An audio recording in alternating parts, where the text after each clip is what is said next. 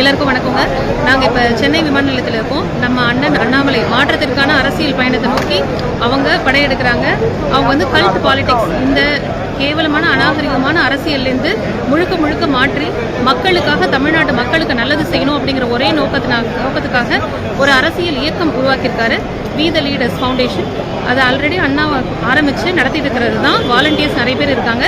இன்னைக்கு நாங்கள் எல்லாருமே இங்கே அண்ணனோட வருகைக்காக காத்திருக்கோம்.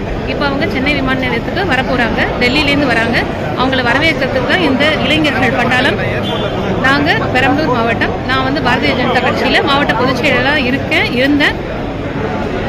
என்னோட கணவர் முன்னாள் மாவட்ட தலைவர் அப்படி இருந்தாங்க. இன்றைக்கி நாங்கள் எல்லா விதமான பொறுப்பிலிருந்தும் விடுவிச்சுக்கிறோம். அண்ணன் அண்ணாமலைக்காக அவரோட வழியில் நாங்கள் செல்ல போகிறோம். நன்றி, வணக்கம்.